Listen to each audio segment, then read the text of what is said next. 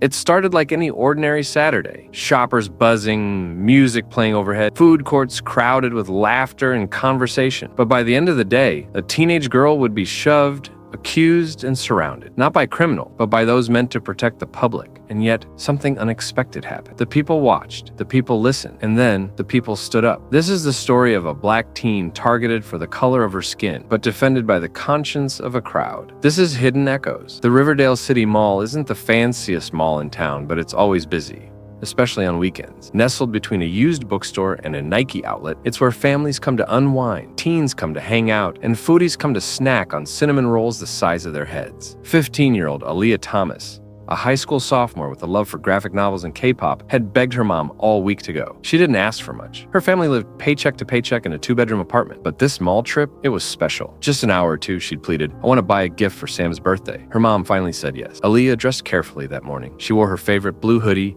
jeans, and her beat-up Converse. Nothing flashy. Her braids were tied into a ponytail. Phone charged, earbuds in pocket, a reusable shopping bag on her arm. She took the bus alone, confident, excited. What she didn't know was that she'd never make it to the birthday gift section. It happened outside of a jewelry store. Aaliyah had just walked past the glass display when 2 security guards, white, male, mid-40s, appeared from the opposite end of the mall. One of them pointed. The other whispered into his walkie-talkie. She didn't notice at first. She was looking at her phone. But then came the call. Miss, hold it right there." Aaliyah turned, confused. She looked around. Was someone behind her? "I said stop, empty your bag." Her stomach dropped. "Why?" she asked, voice trembling slightly. The taller guard stepped closer. "We got a report. A girl matching your description shoplifted from the store. Either you cooperate or we call the cops." Aaliyah's heart pounded.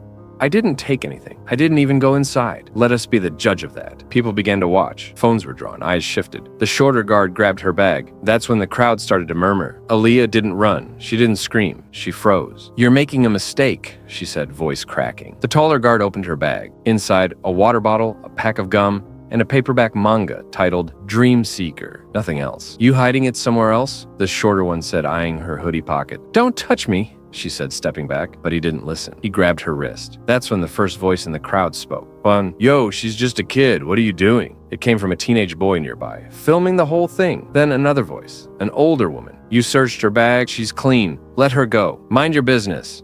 The guard snapped. "This is our business," said a man in a Lakers cap, "because we've seen this before." Within minutes, over a dozen people had gathered. Black, white, brown, young, old. They weren't yelling. They weren't fighting. They were watching, filming, standing close. "If she was white, you wouldn't be doing this," a young woman said, arms folded. "This ain't right," said a mall worker on break. "Y'all targeting her." The guards hesitated. Their eyes darted from phone to phone. The taller one reached for his walkie-talkie again. "We got a crowd gathering. We need backup." But backup didn't come, because someone else was already on their way. Meanwhile, at home, Aaliyah's mother, Denise Thomas, was washing dishes when her phone rang. A friend from church had seen a video on Instagram. "Isn't that your daughter at the mall?" Denise dropped the plate she was holding. In the video, she saw her baby girl, surrounded, scared, alone. Within 10 minutes, Denise was speeding toward the mall.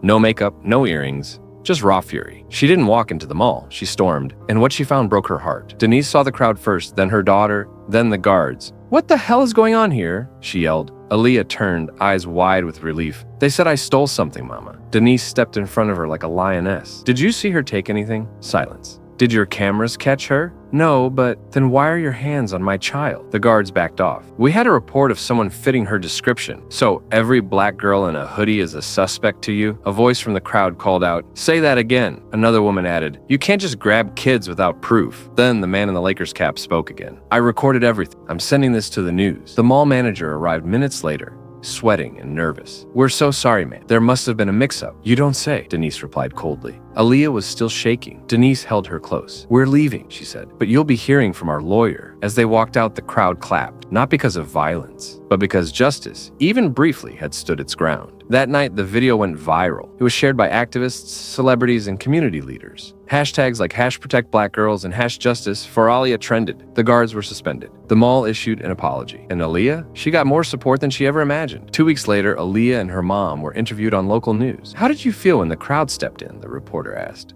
Aaliyah smiled faintly. "I felt seen, like I wasn't alone." Denise nodded. "People forget. Our kids are just kids. They laugh, dream, cry, but they get treated like threats." "What do you want others to take from this?" the reporter asked. "Don't look away," Aaliyah said. "If you see something wrong, speak up. Be the voice," Denise added, "when someone else is silenced." In the weeks that followed, Riverdale Mall changed its policies. Staff were retrained. A new initiative launched, Mall Watch, where volunteers from the community were allowed to observe mall security behavior. A scholarship fund was started in Alia's name for girls of color. Alia went back to school, held her head high. She still had anxiety, but she had something stronger now, hope. Because the crowd didn't just film, they didn't just murmur, they stood. And in standing, they made history. In a world where injustice is too often ignored, silence is complicity. Alia's story could have ended with tears, trauma, and headlines forgotten by morning. But the crowd changed that. Be that crowd. Stand up when no one else will. Protect our youth. Defend the voiceless. And echo the truth loud enough that the world has no choice but to listen. You've been watching Hidden Echoes. If this story moved you, share it. Subscribe for more real stories that matter. And remember, every echo starts with a voice. Let yours be heard.